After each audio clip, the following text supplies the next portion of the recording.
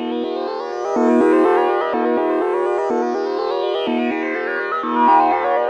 Oh, welcome right. back, Scott. How was your adventure? Oh man, so funny. It's just like I don't know, like I'm starting to feel like life feels like a movie because everything is like chapters and scenes. I think we created this way of storytelling on purpose. Everything's on purpose, right? And just thinking of all these chapters and what happens, is just out of control. It's like everything in life is a miracle and it's unreal and it's too much to deal with in some ways, but in other ways it's just the right amount and it's perfect. So I don't know. I'm feeling good. I'm a little tired. I'm in San Francisco doing a little bit of the being a business guy stuff, which is fun and interesting, and it's filled with like all these thoughts of adventure. I almost saw Matt today, by the way, Hilda. I almost went up to the house to see the kids and everything, but that would have taken 40 minutes to drive there and 40 minutes back. So I'm gonna see him though this week because he'll be in San Francisco in the like kind of downtown area. So we'll make a point to meet, but I won't see the kids and stuff. But anyway, things are good. How are you guys doing? Good, good. I feel similar in the sense that everything feels more like a dream and more like an illusion. And I'm choosing to see the beauty in everything and not get caught up. But it nothing feels real to me right now. Like Well, literally.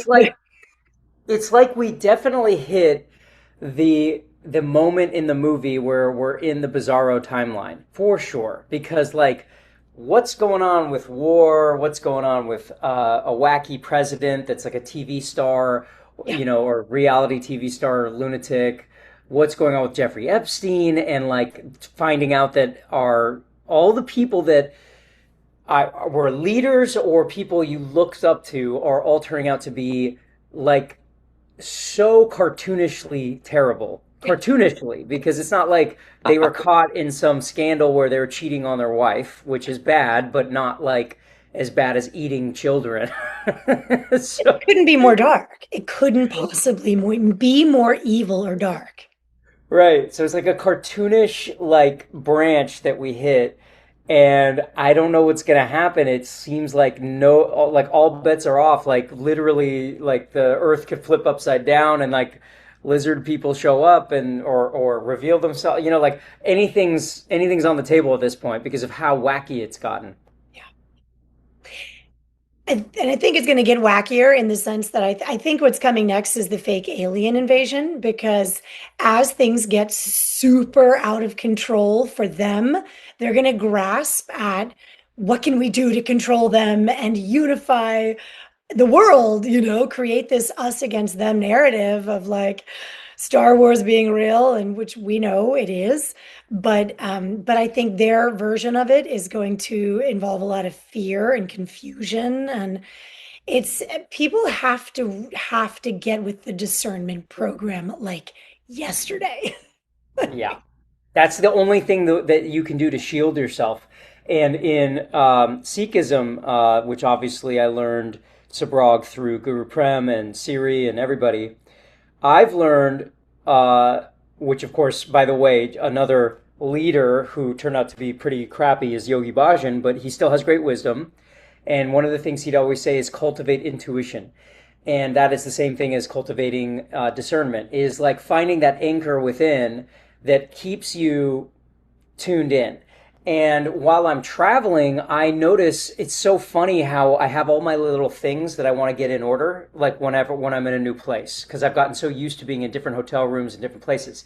But these things that I gather and make sure I have are also kind of like a reflection of what I'm trying to do internally, no matter where I am. So if I'm in this just whatever businessy hotel in San Francisco to go to a conference this week, I'm still trying to like do my practice to cultivate what I think is the really important part during all of this illusion, which is tuning into that quiet peace within that knows everything's okay, knows not to take anything too seriously, and finds like a vibration of love in it all, including eating babies, people. And so I grabbed like all my like little, it's just, I have like, I went to Whole Foods and I was trying to find like, you're just trying to get like all the right stuff to keep you in tune, and I bring all my little things, with me so I can meditate and all that.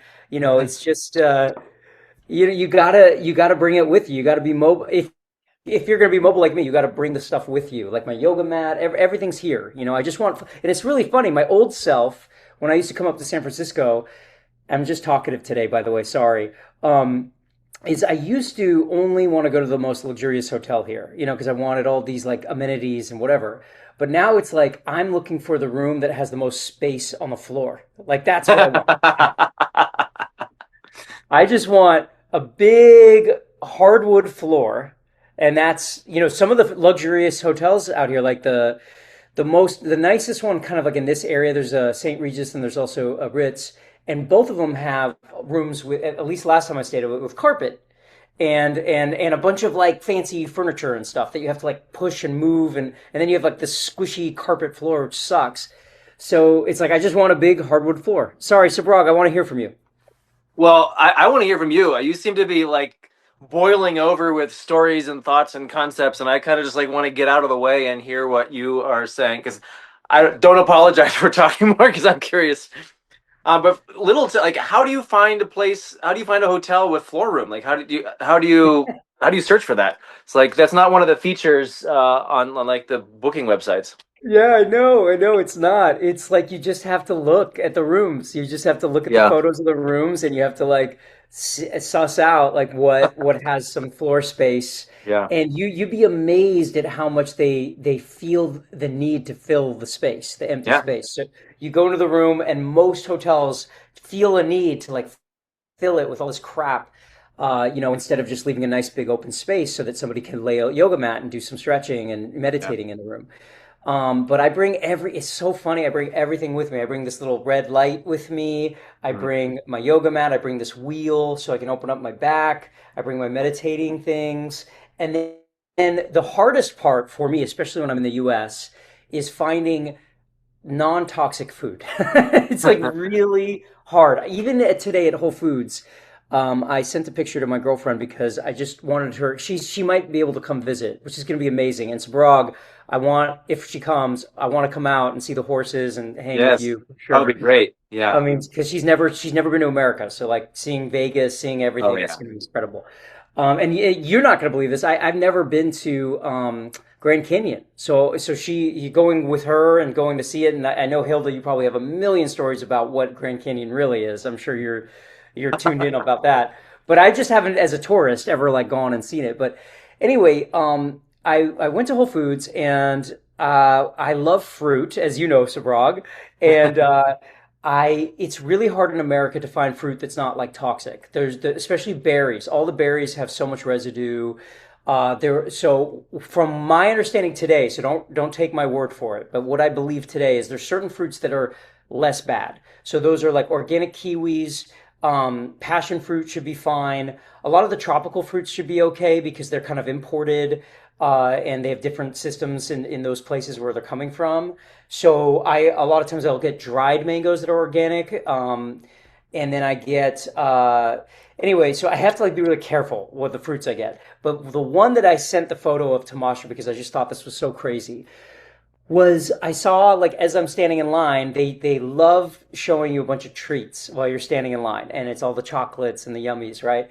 And I'm like, all right, I'll get some chocolate. It looks like one had this picture. I already threw it away, by the way, but it had this picture of like honeycomb, a really good marketing, and it was like organic, blah blah blah, tropical bumblebees that are like high quality, all this stuff, right? And so I'm like, I was sold and I just grabbed it, I bought it, and I started eating it. And then I flipped it over like I usually do and I started reading. And of course, it said in the ingredients list, of the stuff, then it said the honey, right? But in parentheses, so it says honey, parentheses, corn syrup was Uh, the first ingredient in the parentheses. Then comma, sugar, comma, then the little tropical bee thing. So there's like probably a smidge of it in there so that they could legally market it on the front and say, high quality bee honey. But the reality is they probably just put a little drop just so that they can legally say that that's what's in there. And the first ingredient was corn syrup, and This this is was Whole Foods.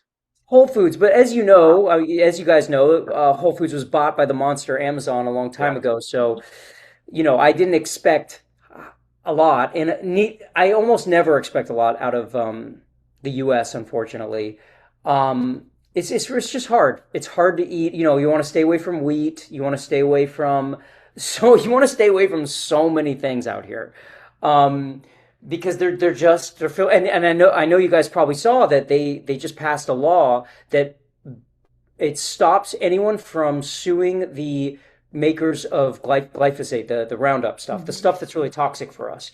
So they just passed this law that says if you get sick from Roundup, which tons of people are, you can't sue the company. That is what our Wow. federal government just did. They didn't release more files and unredact more Epstein files or stop war. What they did instead with their time is make sure they write a law to stop you from being able to hold those assholes accountable for making you sick. So it's really dark, but that's why I bring all my things and tune in so that I can stay connected to what I know is the power. They're not the power. That's why they scramble so much. They know we have the power, and they're terrified of us realizing that we have the power. But I mean, we're at the point where we've talked about this before. And I mean, I know we've all been trying and making efforts towards this, but I don't even know percentage-wise how close I really am to cutting the cord because it's everything. I mean, we've got to stop giving our power away. And the only way we do that is by ripping the financial cord out from under them. And this is the scary thing for people. They're terrified. It's one thing to pull your money out of the bank or out of the stock markets, but to stop using Amazon, like that's going to be really hard for the majority of our nation, myself included. But I mean, how else do we do it? How else do we claim our sovereignty? Yeah, and I think it's all about connecting to the basics, which it's like a lot of the things that you learn in the spiritual community, it's easy but extremely hard to do. So it's like Extremely. it's really easy because all these people are telling you is, hey, go breathe and make sure you sleep enough and like put your bare feet into the grass. Like these are easy things to do, but they're really hard to do because of what is our society. Our society has been completely captured by the opposite of what these things are. So what you're describing is like, yeah, let's stop ordering from Amazon and let's stop using the banks and let's stop participating in this toxic system. And it's easy yet hard because the easy part is it's like, yeah, grow your own food in your backyard, get a chicken, eat the eggs from the chicken, like do these things that are regenerative and simple that God's giving you for free. And that's like, yeah, like a 4-year old literally understands that and is like, cool, I'll walk around barefoot and plant stuff seeds and watch them grow and like watch the miracle of life. Like a 4-year old gets that. But we're like, no, no, no, no, no. Like I've got a mortgage and this and that, and like I need this car and this gasoline, and it's like I don't know how to like make gasoline because we've been so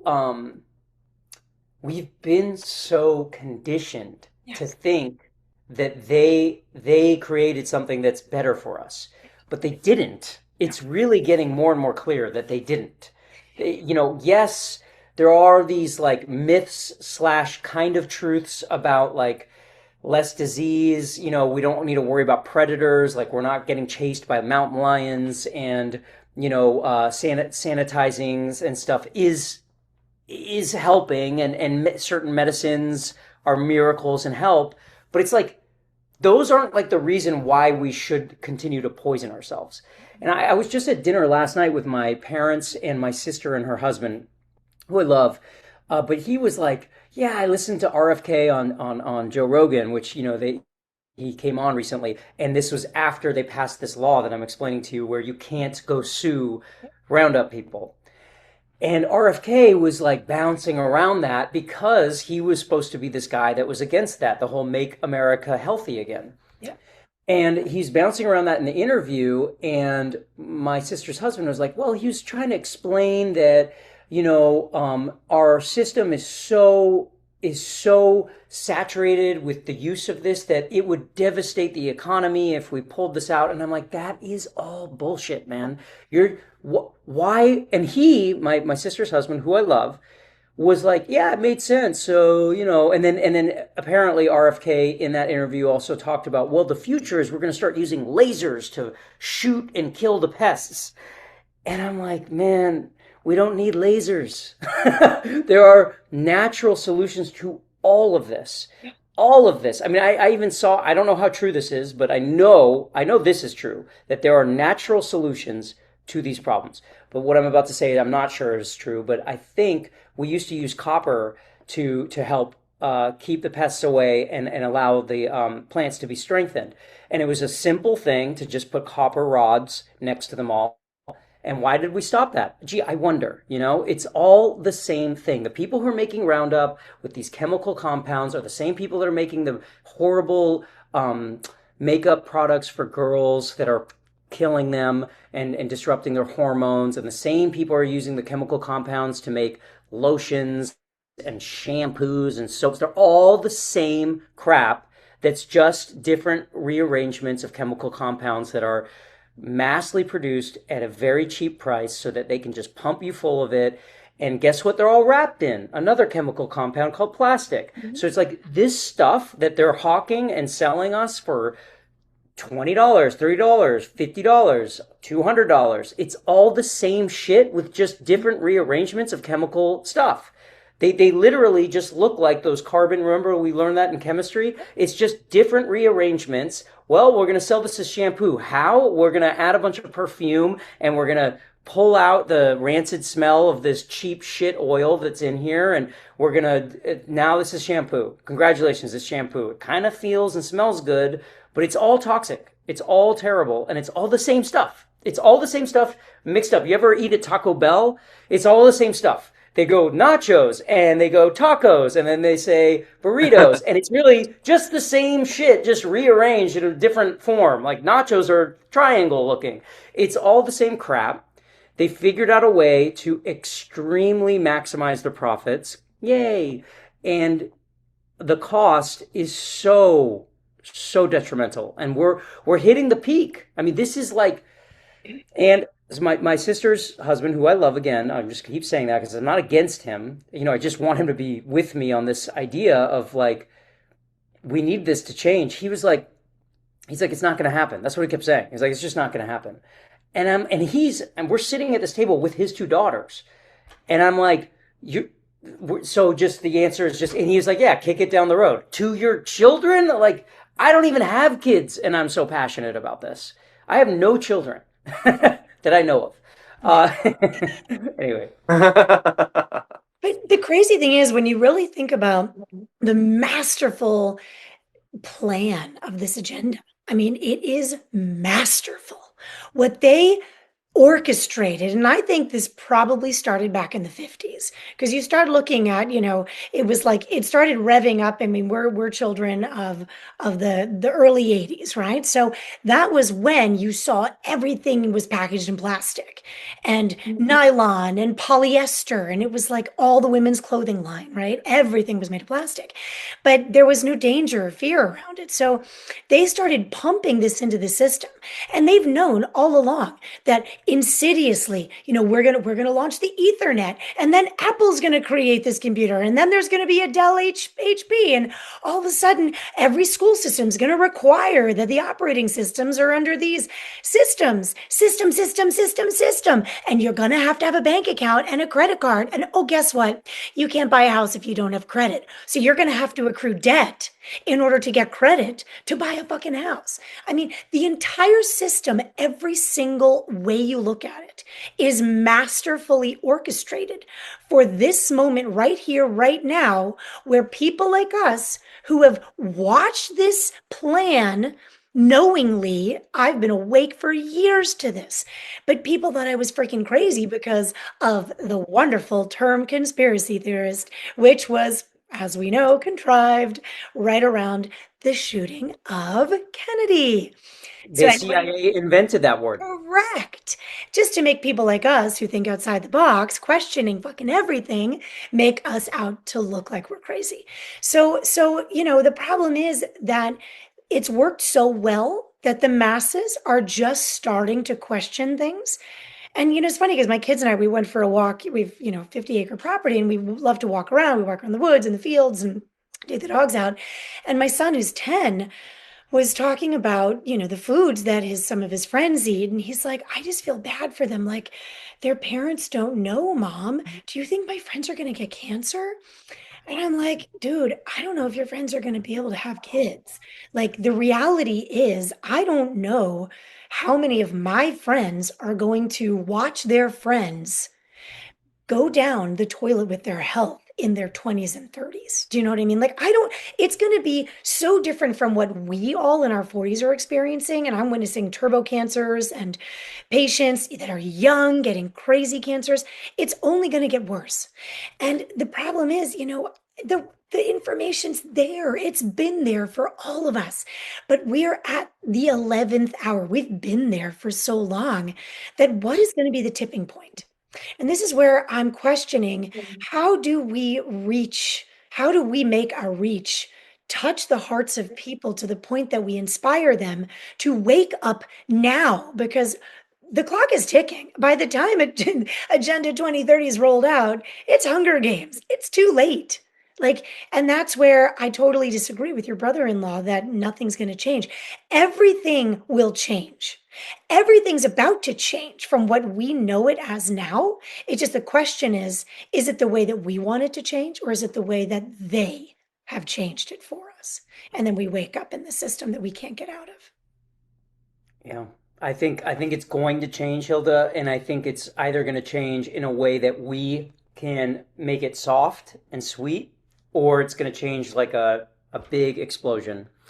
And I kind of have this thought. I want to hear what you guys think. I don't think I personally believe that none of the governments can use nuclear weapons anymore. I think that they're not able to. I agree.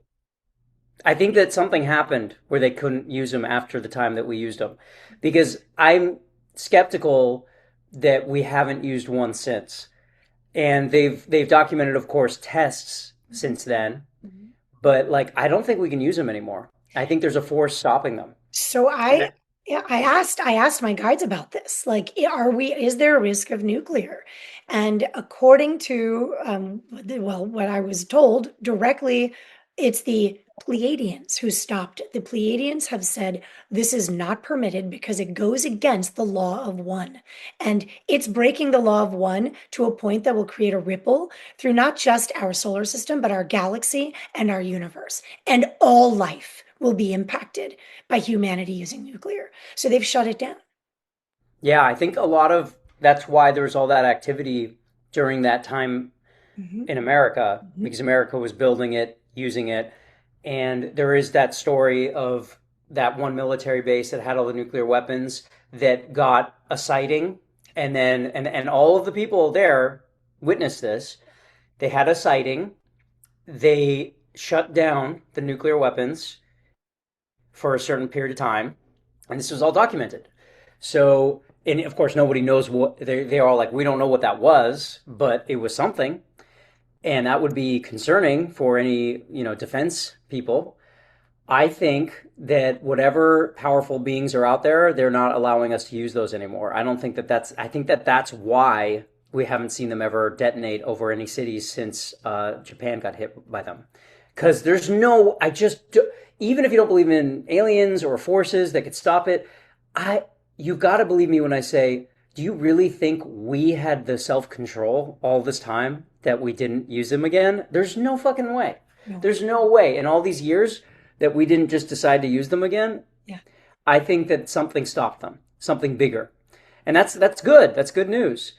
Um, and I was going to say another thing, but I've forgotten. I don't hear Subhrag's voice enough. I think the big theme of the collective at the moment, from in my personal circles and what I see in the world, is boundaries and coherence. And I was just had a session with my sort of therapist mentor. His name Gary. He's an amazing human. We were talking a little bit about boundaries, and he says the boundary you don't have to set boundaries. The boundary is the self. It's your sense of individuality, and it's always with you, and it's always there, and you don't have to create boundaries. And I think the more that I just personally notice that I'm settling into myself and a complete integral unit, where I'm not pushed and pulled by the outside. I'm not a codependent anymore. The less codependent I become, those things, those entities, those energies which were attaching onto me in my era of codependency, which is probably generations of patterning built into me. I think I'm literally breaking a generational loop of how to be a human. And I'm noticing people just fall, people, situations, things. It could be anything that's not in vibrational alignment falls away, and those things which are, it just comes. It's like magic. It's literally like magic. And I'm seeing it on so many levels, and it happens so efficiently. And I notice sometimes, like before the fall of the thing, sometimes there's like a grasping for the one who thought they were, who was part of it, and they want to, and it's like the last stand. And they can't touch anymore. I remember I had a dream the other day of someone we all know and love, or used to love. And he made an attempt at doing some black magic on me. Mm.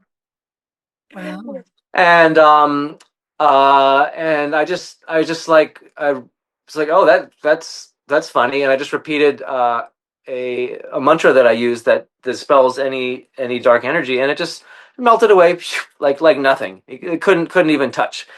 And Wait, wait. Tell us what that mantra is. Is it Ekonkar Sa Guru Prasad Sa Guru Prasad Ekonkar? Is that that one? one works. That one's great. The one I have, I've never I was given in an initiation, and I've never repeated it out loud.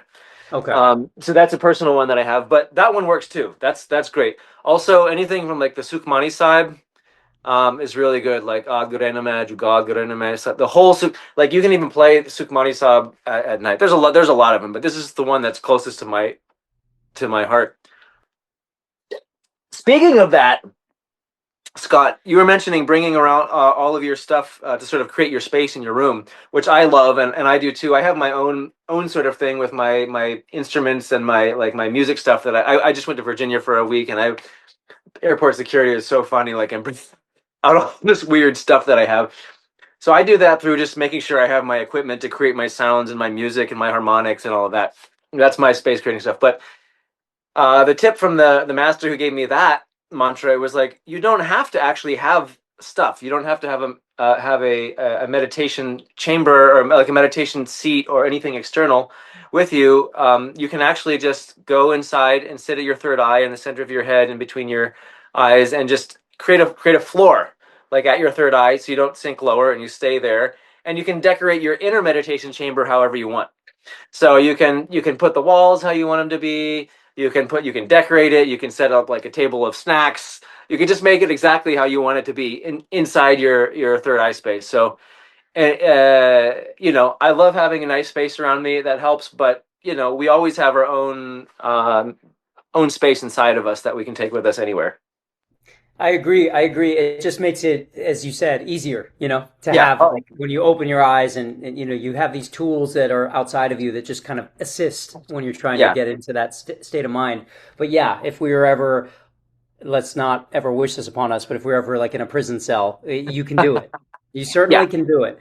Yeah. Um, uh, So I was going to say one of the things that my dad mentioned last night while we were at this dinner is he just randomly brought up this UFO experience he had out of nowhere. And my dad is a very straight edge, logical guy who doesn't he I grew up with him always telling me that when you die, it's lights out. And his proof of that was like I've been in surgeries and when they put me under, I don't remember anything because it's lights out. And so he always he is the opposite of me when it comes to believing in these spiritual things or open stuff. Oddly though, he does like disciplines like Tai Chi and things like that, but I think that's because he likes structured disciplines, not because of the spiritual side. However, I've used that side of him to try to like get in with him on my level about certain out of the box thinking, because I'm like, if you're believing in Tai Chi, then you believe in Chi, and then you believe, you know what I mean? But anyway, he's very structured and very, logical, mathematical. But then he just randomly said this whole experience that he had back in the 50s, same time era, the same era that we're discussing of when these beings probably showed up and tried to shut down our nuclear stuff. And so he grew up in the 50s, and he said that his entire class of kids during school, they were young, saw a ship come over the playground, and they all saw it, and they all were telling the teachers, and they all shared the same vision. They all, and the thing flew away, and the teachers didn't said, don't ever talk about it, and it's not a big deal. And I was like, Dad, you've never told me this story. This is crazy. And he's like, yeah, I don't know what that was. Coming from my dad, I don't know, Hilda, if you ever talked to my brother about my dad, but that is like not the kind of story that he would ever tell or be comfortable like explaining, because he's so pragmatic. Like he doesn't, like I said, he doesn't believe there's an afterlife. He is just all about show me the science kind of guy. So I thought that was pretty cool. And it's in that same, 1950s time when it would make sense because the US saw a lot of activity back then for these reasons we're discussing. And I think it's really relevant today because the story we're being told about this new war, yay, is nuclear. And it's all bullshit. We know it's all bullshit. It's all about this power structure trying to stay in control and launder their debts so that they can continue this path without it crashing. But it's going to crash. I think we all want to be fooled on some level. It was funny because I was just having this nuclear thing. I'm not following the news much. I just get pieces in from whoever's talking about it. I did a magic show last night for the people here at the circus. They have been performing for me with their horses and all of that stuff, and I've been absolutely in awe of their amazing talents and their skills and all of that stuff. And so I wanted to sort of give back in a way and perform for everybody here. So I made pizza over an open fire and then did a magic show for everybody afterwards. And they were blown away. And why I love doing magic, I love to see the explosion of light and awe and wonder in people when they're fooled.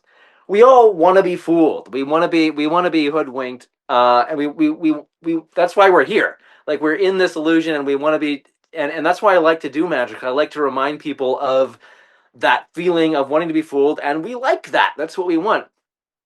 And this morning, this was last night. This morning, one of the ladies here, who's one of the nicest ladies I ever met. She's the most positive, like good spirited, like always on. Just like she's like just one of the coolest people I know. But she was like in fear of the nuclear thing because that's it's being talked about and everybody's talking about the end of the world coming and all this stuff. And I was telling her about my philosophy of magic. My philosophy of magic is to tell as much truth as possible, but not all the time. So I think that's how the news is. And like all of these stories and all of these input that we're getting. I mean, I'm a magician. I know with a couple of principles how easy it is to manipulate people, but I do it, people know they're being manipulated. It's the most honest way of being dishonest. And people love it. It's great. It's fun. But I think that the same principle is applying to the way that that the media and the external world is communicating with us.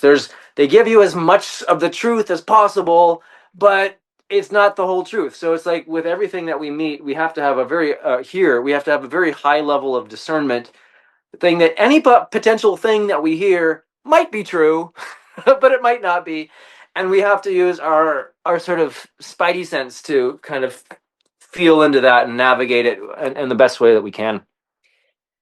Yeah, but I mean, it's, obviously there's such distraction. What's going on now? I mean, and they talk about the year of the fire horse, and just when you thought that it couldn't get any more off to the races with Venezuela, Mexico, Epstein files, and now Iran, it's wild. And it's how much can they distract us with? And what they want is for us to be so disassociated from it that we're just like, I'm done. I can't do it anymore. I want to change the word real quick. Well, I just started to interrupt. No. Change it with a magician's word: misdirection. Ooh, that's a good one. So That's so true. my entire act is completely based on misdirection, and and I use like last night. I hadn't practiced my act in like 2 months. It was the last time I did it. Scott, I hope that when you come, we'll do Pizza Magic Night here also. It would be great. Anyway, it's really fun. And some of it was mixed in. Like I was literally, because I hadn't really practiced that much. I've been busy doing other things. I was terrified. Like I had the biggest stage fright, and my hands were like were for some reason like really smooth, and like the cards were like sliding on my finger. I couldn't handle the cards, so all the like the little moves that I had to do was really difficult and all that stuff. So, but part of my technique is I'm using a sense of uncertainty and fear. It's like I don't know if this is going to work, and this kind of thing, and like kind of like making mistakes and fumbling as misdirection. But at the same time, I was actually messing up. So I was weaving that in so that way at the end, like I when I did the finale of it, people had no clue what was about to happen. And so on some sense, like there are these things happening and it is real, but it can be misdirected. It can be misdirection. And we have to remember we're watching a movie. This is scripted. They know Yeah. what is happening. This is not flying by the seat of their pants. And when you see Trump, for example, acting like kind of like just, he's so nonchalant about things. Like when Obama like dropped the UFO comment and he was just so chill about it. He does that on purpose because when he doesn't flare up and comment, that's what he knows they're going to dig into. So it's totally misdirection. And this is why, I mean, I've referred to him as a chaos magician slash Yeah. disruptor for years. And while I think it's what we need right now, because I think people have to learn themselves. Discernment is something that you acquire through experience, wisdom, knowledge. Having the wool pulled over too many times that you finally fucking wake up. And Well, so for discernment, you need a stable nervous system. well, yes, you do. And this is part of their plan is that they know that the more they throw at the average person, Yeah. they're not going to be able to catch all these balls. They're going to get No. stressed out and they're just going to bow out because it's too much for them to handle. And they're banking on humanity getting fatigued from all of this influx of information. And the problem is no one has been teaching discernment. There's no curriculum in our education system. I don't even know about any religious system. I mean, I studied Buddhism, I studied Christianity, I've traveled all over the world. I've seen all these different places where nobody talks about discernment. And that's probably why I have good discernment because I've seen so much. Like you guys, you've traveled, you've seen the world, but think about people who haven't. They don't know. So the majority of Americans certainly they'd rather bury their heads in the sand. And it's a lot easier to trust the government or believe that, the government has the solution because everything else is just too complicated. And they know that that is how the human is going to operate. I And think we want to be told you're also right. the people that have the worst discernment that I found in my magic, the people who are easiest to fool are the new age crowd. Oh, totally, 100%. I totally Because agree. the people who have good imaginations have equal ability to imagine something fake as they do something real. So someone who's innovative, creative, imaginative, so easy to fool. Oh my God. I've done it so many times. It's like it's unbelievable what you can do with like a simple little, trick. It's ridiculous. Well, I think you could put me in that box because I'm so gullible. Like I want to believe, I want to have an open mind to everything. So, and I also do very much enjoy being fooled. But Yeah, I think because I have such self-awareness, I know this about myself that now I'm not hoodwinked. Like I hear something on the news or in passing or a YouTube short or a video somebody sends or whatever. I mean, now I feel like I scroll and I'm getting like 10 times more input than I used to because my mind is so quick to be like, bullshit, fake news, that's a lie, or shit. And I'm like, there are very small snippets of truth. And when I hear it, I know it instantaneously. And that's what's amazing about this time is that's with the social media stuff is it's the discernment is like it's instantaneous. You go on a video, you watch it, you don't watch it. You can watch it, and you just know. You know if it's good, you know if it's not. You know if it's in your vibrational field, and it's not. And there's more time needed.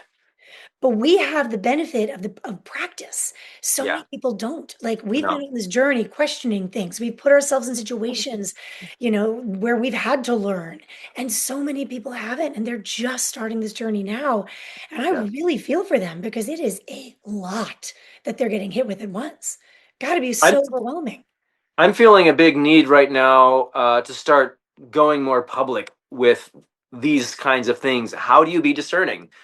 I Scott, I mean, I want to start teaching Kundalini more publicly now because I think it's Scott still there? Yeah, Did he disappear? Okay. I'm just because I'm only saying you, Hilda. I think he's gone. he's No, here. Oh, I'm you're there. here. Okay. Oh, somehow I'm not seeing your face. Anyway, okay. Um, I mean, Yogi Bhajan taught Kundalini yoga not for the time that he was in. He was saying, I'm teaching this for several generations down the line. Like, I'm saying this stuff not for now. You're not going to get it now. I'm planting the seeds for the future. And I had this whole time of like the disruption of you finding about who Yogi Bhajan was and what he did and how he taught it. But after all that sort of culty weird stuff has crumbled and we're left with just the yoga, there's nothing that I can find that even touches what that does in terms of balancing the nervous system, getting the chakras open, connecting with your intuition and all of that stuff. I think it's so I'm feeling the need to go public on video and live streaming from the horse herd teaching Kundalini because I don't know I looked for Kundalini online Kundalini classes and videos and all that stuff and I couldn't find any that I would recommend to people. So I think that's my little secret and like not a secret anymore. I want to start sharing that. You should. I 100% endorse that, man. Simran, Guru Prem's wife, she teaches a class on Wednesdays on Zoom Yeah, that I do every time I'm in the right time zone. yeah, I'm always on her class. I love yeah, her class. yeah, You're totally right. I mean, I think for me, when I do stretch pose, that to me is like this very visceral experience that takes care of everything that you're talking about, which is yeah, settling your nervous system, which yeah, is you're basically in panic mode when you're doing stretch pose. Stretch pose, just so anyone who doesn't know what it is you're doing breath of fire, which is just a rapid breath in, out, in, out, in, out, in, out, in, out. And you're using your core, laying on the floor, lifting your legs, lifting your upper torso, and holding yeah, your arms out. And you sit there for, try it for like 2 minutes, 3 minutes, try it for 7 minutes. Your whole body, your everything is going insane. You're like, yeah, stop doing this, stop doing this. We're gonna choke, we're gonna suffocate. We don't have enough power, we don't have enough energy. I'm gonna pass out. The worst thing that will happen when you're practicing stretch pose, the worst thing is probably like you might pass out. Okay, you yeah, might pass out, and it's never happened to me. But if it does, you're gonna be fine. You're laying on the floor, you're gonna pass out, and then you'll come to your senses. Well, the best thing that happens to you when you're doing stretch pose is you are preparing yourself for all sorts of insane people, conversations, traffic, yeah, news, crap. You're training your system to be able to handle and stay relaxed. When I first did stretch pose at the beginning, I was a disaster. I was like bright red in my face, sweating. Okay, I'll try again. Awful. When I do stretch pose now, I am fully relaxed. And that is such a difference in how I approach the world. Yeah. Same thing with Hilda. I know you've been practicing this too lately. The box breathing. When you practice that for many minutes in a day, you're able to receive deeper, more meaningful breaths. And there is no replacement for that as far as calming your nervous system because you become like a different person when you do box breathing. You're suddenly like, okay, what's the big deal? Like you get into the present moment, which 99% of the time is a really okay moment for everyone. I'm not saying everybody's life is perfect. What I'm trying to explain is even if you have all sorts of existential problems going on in your life, you might be worried about your debt. You might be worried about a disease. You might be worried about your whatever, your significant other being abusive. All these problems that people face every day. Those are all real and those exist all the time. What I'm trying to explain about the present moment and how this stuff fits into that is even if you're facing these existential problems, 99.9% of the time, the present moment is totally okay. Even if you're facing these things like debt problems, abusive, husband, all that stuff. Usually the present moment, I'm talking about right now, you look around, you're like, yeah, I mean, like, the temperature's fine. There's nobody trying to stab me, I'm hydrated 99% of the time. That's the craziest thing. Yeah. And so why that's important is that most of the time in the current moment, you're okay.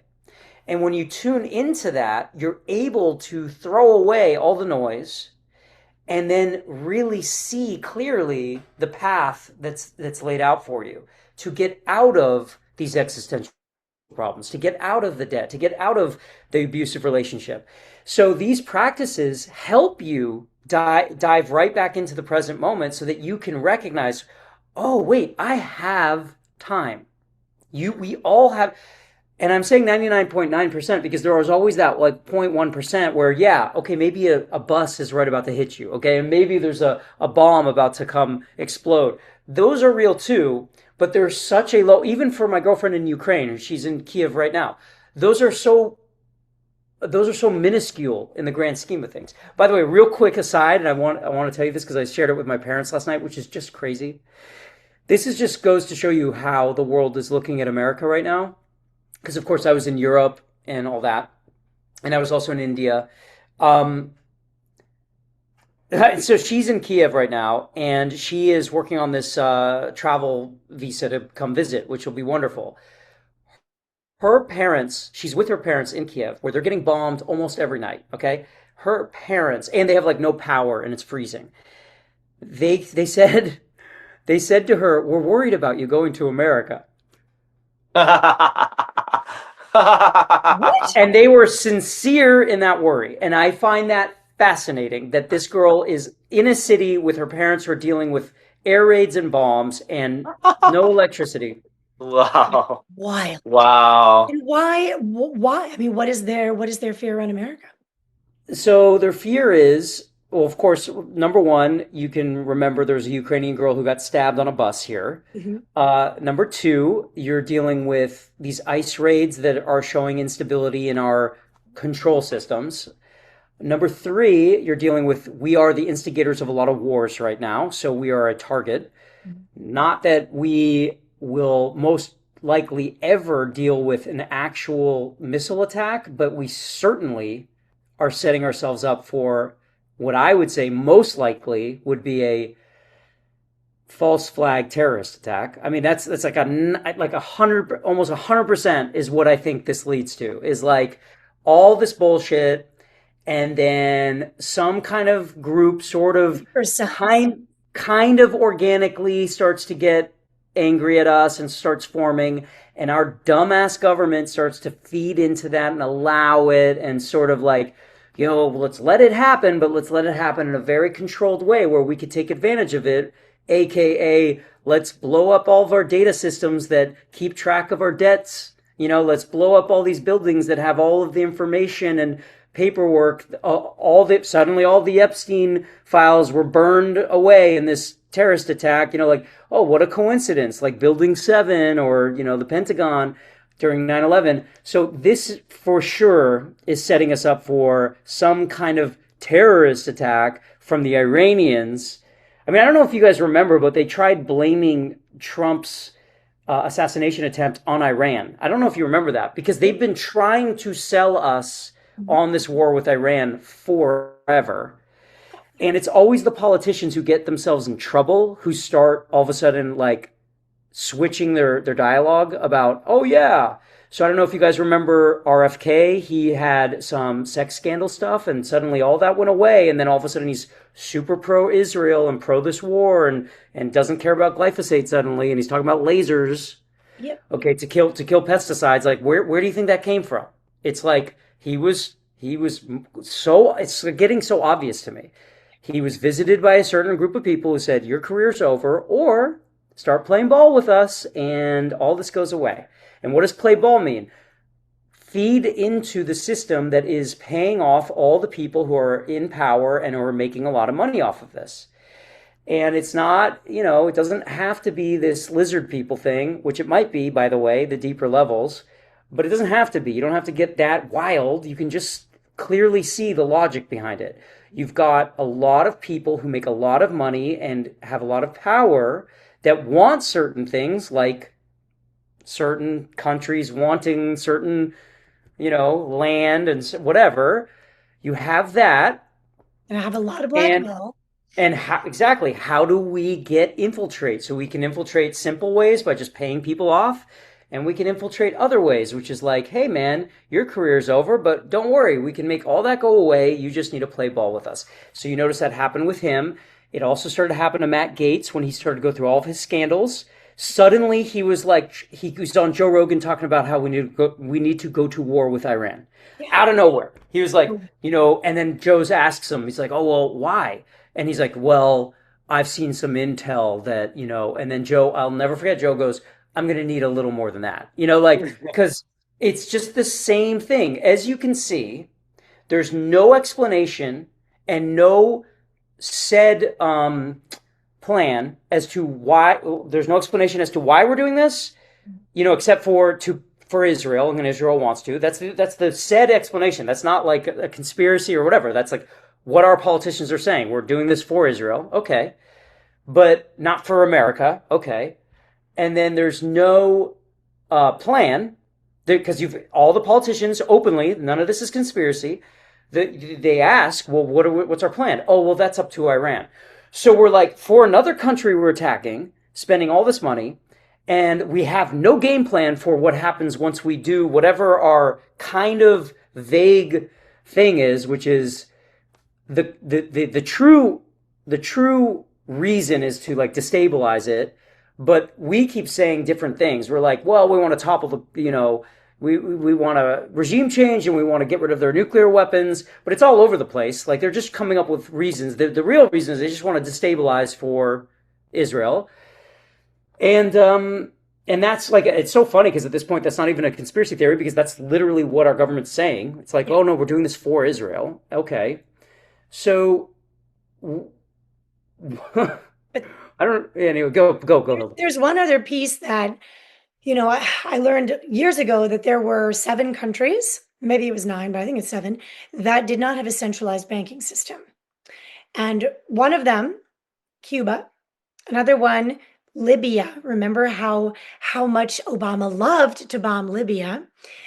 Sudan, Syria, Iraq, Afghanistan, Iran, Venezuela. It is 9. Venezuela. So, of course, we can check off the list: Iraq, Afghanistan, Libya. I was confident that had Hillary, who I refer to as Hillary, gotten voted in, we would have gone right to war with Iran. And since we didn't, and since Trump didn't play that card, and we didn't have war for 4 years, I was like, oh, maybe he's team light. Maybe he's team good guys, right? And now God, I mean, we're a year into it, and it's already now checked two more countries. Well, one more country off the list, probably soon Cuba. And I don't think we're gonna win this with Iran. I think Iran is gonna play such hardball, and I wonder if their ammo is not only sleeper cells inside this country and false flags, but I also wonder if they're gonna go after the data centers. I think that's the hit us where it would really hurt our progress, and that would be the data centers. Yeah, if you notice, where Trump started to change his tune was a little after his assassination attempt. Yes. Suddenly, he doesn't want to investigate it. He doesn't want to talk about it, basically ever. And that was like a big red flag for me. I'm Mhm. like, this guy is usually like, I want to market and capitalize on everything. So he's a genius marketer of self promotion. So he may not be a genius in a lot of other ways, but that thing he's good at, putting his name on buildings, all that stuff. So this, to a person that has that kind of mind, was a great opportunity to show off that photo all the time, the fight, fight, fight with the blood, to talk about they tried to kill me, but they couldn't. Like he never got all riled up that way. And he just stopped talking about it and he shut down the investigation of it. So I'm like, oh yeah, that's weird. And then when all of this push for releasing the Epstein files, that's when he's like going hard on we are bowing to Israel, right? That's weird. Right when all of these files are being supposed to be released and might implicate him in a lot of ways, suddenly he's playing ball with Israel, right? So that tells me clearly he's compromised, clearly. And so are a ton of these politicians who are all, I don't know if you saw online, there was this guy who was like walking around the halls of Congress and stuff, and he would go ask politicians, and he said, are you America first or are you Israel first? That was the question, which to any politician should be the easiest to answer. It's, I'm America first. I'm an American politician, and I believe in America, and I want to make sure that our country's taken care of. None of them would answer the question. That should, none of this is controversial, what I'm saying. We're the But United States of Israel. right, no, we really are, and it's crazy. And I shouldn't have to say this, but because how crazy everyone is being right now, I want to tell everyone. I grew up Jewish. I've been bar mitzvahed. I've been to Israel 1,000 fucking times. I have Israeli friends. I love Israel. I go there and visit. I love Tel Aviv. I've surfed in Tel Aviv multiple times. Every time I went there, for some reason, there were actual waves, which is rare there because it's the Mediterranean. But and the people there are amazing. The food is great and it's fun and they're gorgeous people. I have nothing against Jewish people, okay, or like Israel. But Hilda, my brother, like the littlest things I could say, he'll start calling me, "You're a fucking anti-Semite." I'm like, "Oh my God, what has happened to you?" Like people have become so programmed, and you'll notice this is the big tell. Talk about discernment. The big tell, the way you can tell when someone is not having an authentic conversation with you is when they don't debate the actual information you're saying and instead attack you and your personality and your reputation and whatever. They try to tear you down. That's when you realize this isn't a conversation and that I'm probably right. Because if you were wrong and someone in good faith wanted to debate you or correct you, they wouldn't start calling you names like you're a racist. I mean, this is how what we've seen. It was like if you talked about immigration in a certain way, you were called a racist. If you talked about a voter ID, you're a racist. If you talked about transgender children under 18 having sex change operations, you're homophobic and anti-trans people. Like, am I homophobic and anti-trans, or am I concerned about children making decisions about their bodies before they're 18 and doing possibly life-altering operations? Like, it's so simple.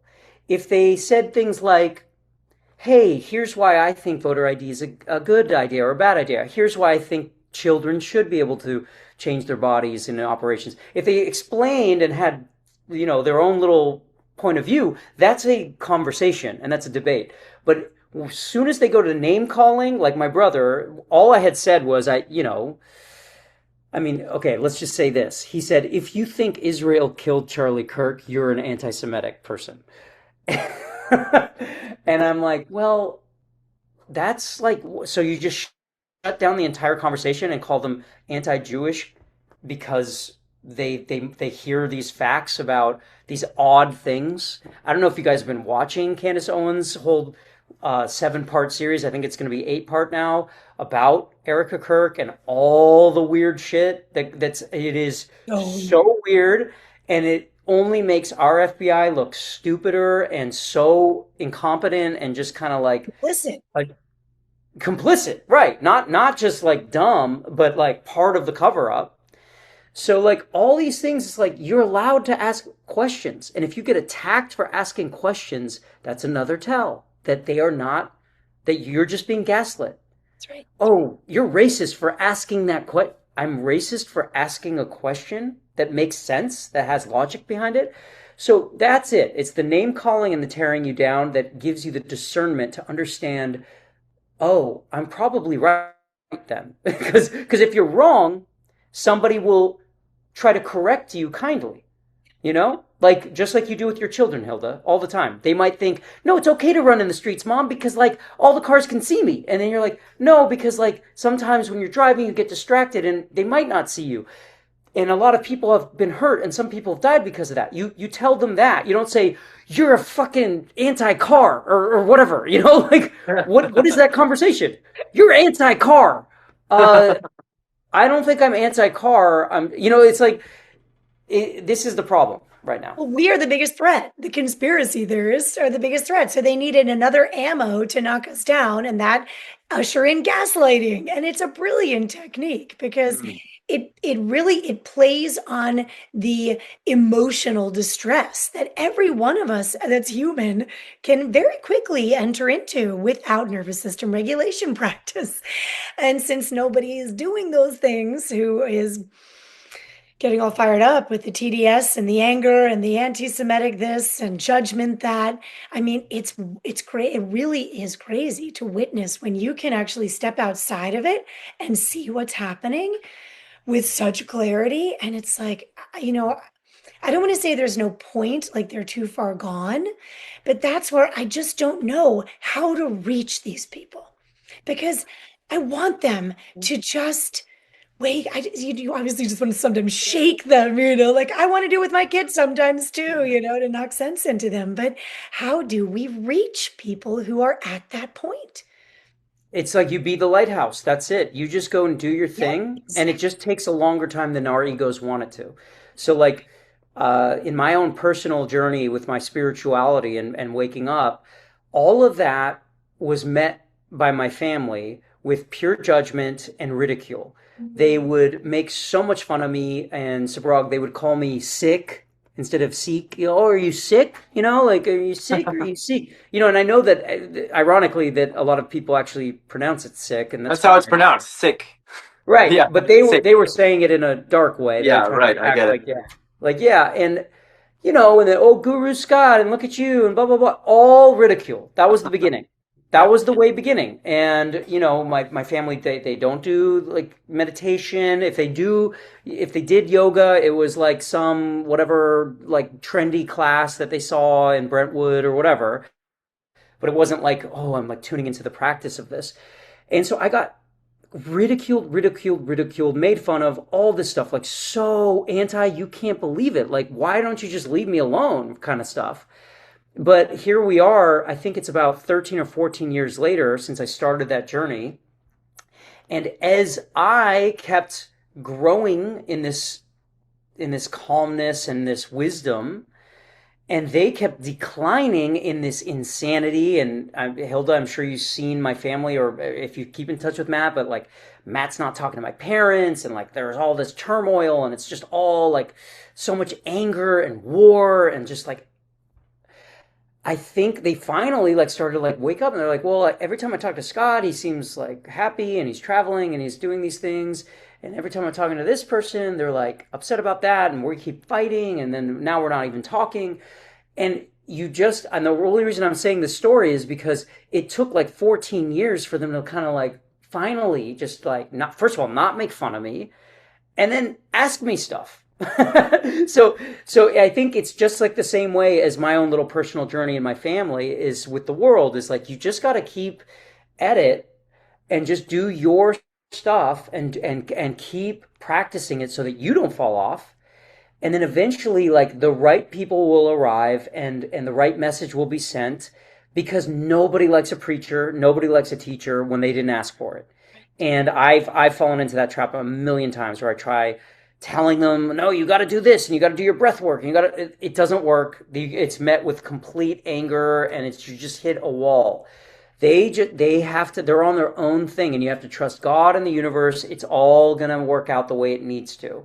And I'm starting to see that story unfold. Like I'm starting to see how AI is, there's a phrase, and I'm going to butcher it, but it's kind of like, I'm going to paraphrase what the phrase is, which is like, you sometimes you like ride in and win the battle on these like tigers or lions, but you have to be careful because the tigers or lions might eat you. So it's like you are using these tigers and lions to like control something, but if you're not careful, those things will come and eat you. And so when I look at all these tactics of lies and war and control and AI now and all this the printing of money so that it can fund this insane bubble of AI we have right now. These are like the lions that these people in control are using. And they're biting back, man. Like I think like the future that I can see right this second is AI slop is getting so much less digestible and less fun for the public. And it's turning everyone in their younger generations away from it. They're all like, nah, I don't want this. I don't like it. And that's like making them kind of like go outside again and get off their phone. I mean, it's turning into just slop, like junk. And when you're sitting there scrolling, it used to be cute cat video, funny influencer, da da da da. Now it's like AI, AI, AI, AI. Oh, real cat. Is it real or is that AI? Oh, it might be real. Okay, AI, AI, AI, AI. And it's that in itself is the tiger turning on its master and biting them back, because it is infiltrating everything to make it all a bunch of messy slop that is losing the main thing they want is attention. And what was the word you used, Subhraag? Distraction or Misdirection. Misdirection. so they want misdirection. They love your attention, which is really they want your misdirection, because that's what they're all fighting for. That's what, Instagram and TikTok and Reels, they all want that.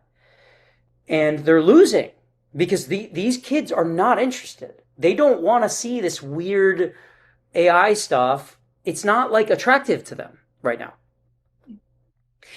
No, but isn't it weird how I don't know if you saw the red carpet pictures from the recent Grammys and all these people in Hollywood, they look robotic. They don't look like people are starting to question cloning, which I'm so excited about because I'm like, oh my God, finally people are having these conversations that I've been waiting to have for so long. But they look so weird. I mean, whatever's going on with their faces, like I don't know if you've seen Demi Moore, but I'm like, what is going on with these people? And it's funny because I think that Hollywood and whoever's behind the scenes, we're assuming that people are going to look at this and say, I want that because that person's like that. But the opposite is happening. People are going, oh, that's ghastly. What's going on? This is disgusting. I'm turning away from this. I don't want a part of this. So you're absolutely right. And it's fascinating to witness. We've talked about this before, that humans are going to choose humans. Humanity is choosing humanity. And we just didn't expect it to happen this fast. But I know people are getting off social media now because they're like, I'm so sick of the AI bullshit. I'm so sick of all these ads. I'm so sick of being sold something all the time. And so it's that misdirection. It could not be a better way of describing it, Subhraag. And it is exactly what the agenda is doing to abuse humanity. But it's I going would to say be I think that with the social media, I mean it's a double-edged sword. I think if you have that level, that power of discernment, and you do just swipe quickly past the things that aren't perfectly in resonance in the moment, the algorithm will actually give you stuff that's very supportive of your spiritual evolution. So it's just like anything. Like it's this tower. I feel like we're in this realm now where physicality has become like super malleable. Like we were talking about what's real and what's not. It's the lines between the interdimensional, the astral, imaginative realm and the physical realm is all becoming blurred, and it's really fun. But you have to have a central core, and I'm finding that my reels I love, like my right now I've gotten into sourdough baking, which I talked a little bit about last time, and it's improving a lot. Like it's amazing. It's one of the best things I've ever done. There's a thing called the sourdough journey. I recommend just get on your sourdough journey. I love it. Anyway, I think the two loaves that I just put in my fridge to proof for tomorrow's baking are probably the best I've ever made. I'm really excited. I can't wait to bake. They look and just came together perfect. Anyway, I get sourdough stuff, you know, because and it's like because that's what I'm interested in. And the more that like I could be spent my how fast I've progressed as a sourdough baker is skyrocketed because I'm being fed all these master sourdough bakers like showing me how to fold it, showing when the dough is ready. So I mean, to learn sourdough, it's like a super intuitive, like weird, crazy process where all these things can go wrong and all these things.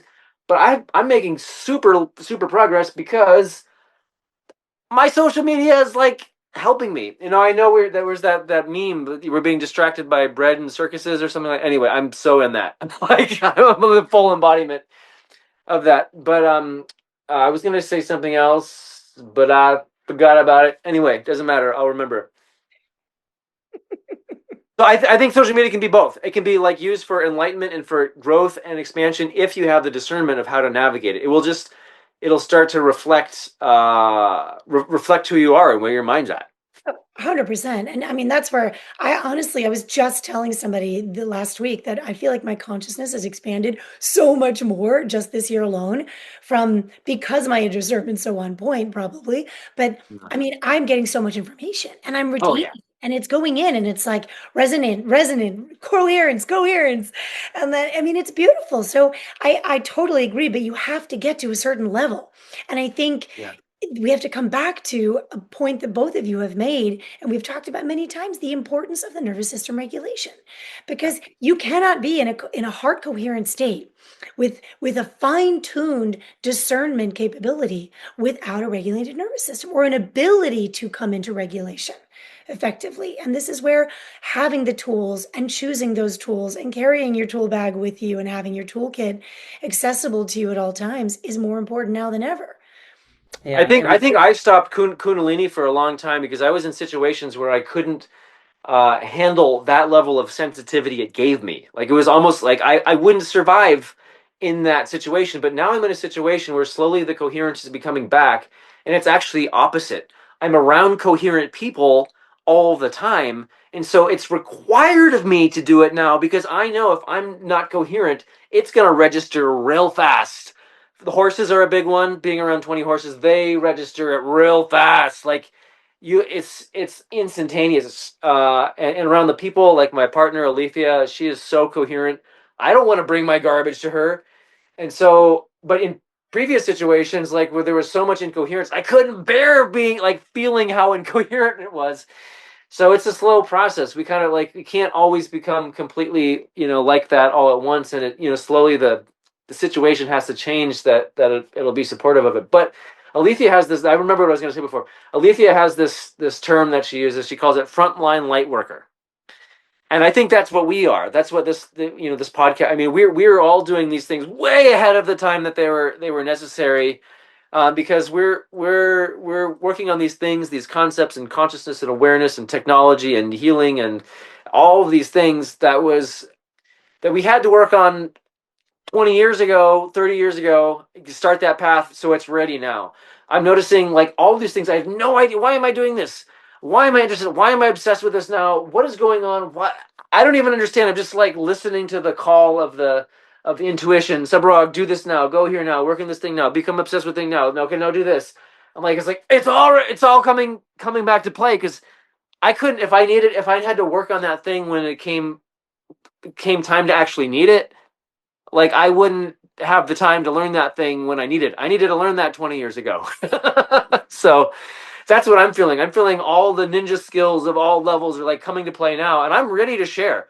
I'm like as we're talking and talking about this like dire pressure and need, I need to start sharing Kundalini publicly, particularly with men. Men need it like more than anybody, you know. And I want to say something that, speaking of Kundalini yoga and the yoga world, this is maybe really controversial. I'm curious what you guys think about it. I haven't talked about this publicly yet.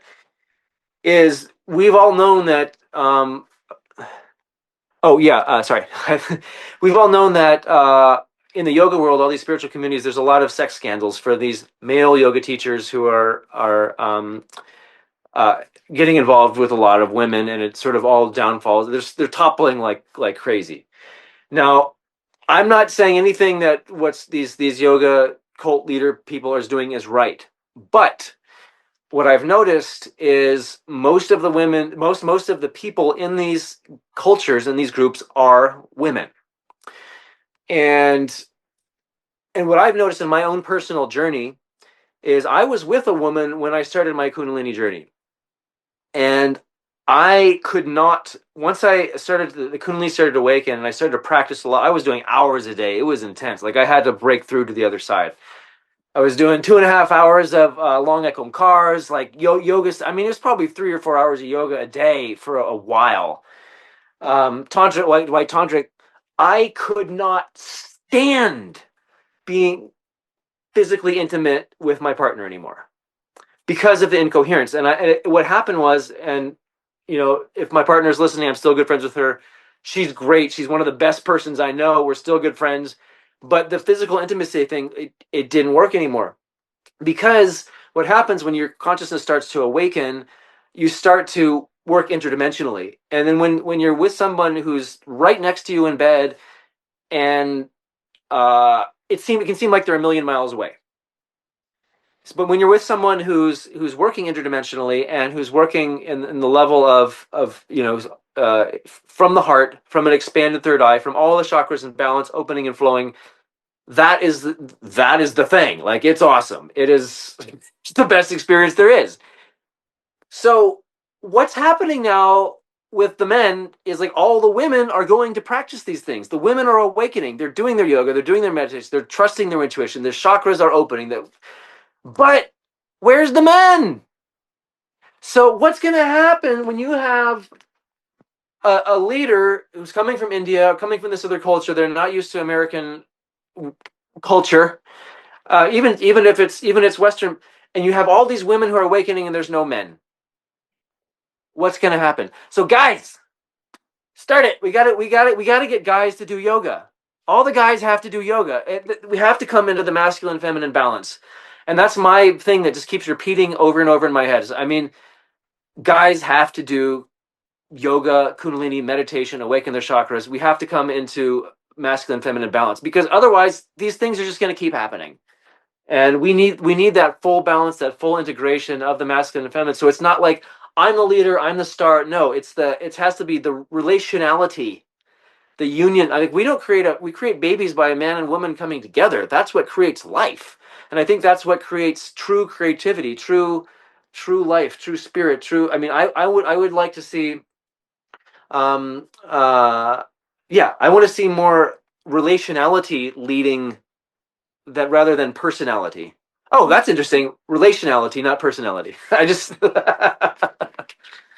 so that's Boom. my spiel. I love your spiel and I resonate deeply with it. And we've been talking a lot about that in this community here in Baltimore, how we need more men's groups, Yeah, and women want men to rise in this consciousness and we as have to. Yeah, strong warrior men. This isn't about demasculinizing men. Yoga doesn't, just because it's helping you balance the feminine with your masculine doesn't mean becoming more effeminate. But I think that the agenda and the manipulation on a cultural programming societal level on a mass scale, especially in the Western world, has programmed men to be the breadwinner, the financial person. You're the one who goes to work and supports your woman, supports your children. And it's like it's taken men out of themselves. I mean, there's this soul connection for men has I think been attacked it has purposely. been. Yeah, Yeah, How and do you claim it programmed. back? And Yes. it's been programmed just like you said. You kept using the word programmed. Programmed. It's programmed. And programs like TV programs. One of my favorite movie series and all that stuff growing up was James Bond. And James Bond, I still like it. Very entertaining. One of my favorite things about it, the old ones, is watching like the cool places, like the cool hotels and like cool cars and all that. It's just super cool and it's really Yeah. pretty. And it's still to this day, like I enjoy that aspect. However, the programming in that, and the tagline for those series was always, every woman wants him and every man wants to be him. And he is such a. And then I was with a girlfriend once where we were watching one of them, and she said this is kind of like soft core porn because it's like all about the dominance of the man, and whoever gets in his way gets murdered because he has a license to kill. And every woman is completely objectified and becomes, and their names are absurd, as you know, like Octopussy and all these like, Gloria. Mhm. yeah, the names are just a joke, and it's all like, oh, I'm gonna dominate you and have you, and the women just go, ah, and it's like such a programming of this is what it is to be a man. And where that goes in 2026 and beyond, if we were to follow that type of programming, you can see the trajectory line of that, which is okay, we don't need relationships, Subhraag. Actually, we just need robot girlfriends because then they're going to be the Stepford wives and they're going to just be programmed to be exactly what we want them, subservient, like these James Bond women, right? And there to serve us, okay, and our men, our needs, okay. So that's one direction. Then I another. want to interrupt here for just 1 second. I want to keep hearing you. I do think in some of those situations, the reason why it resonates though is there is some truth in that.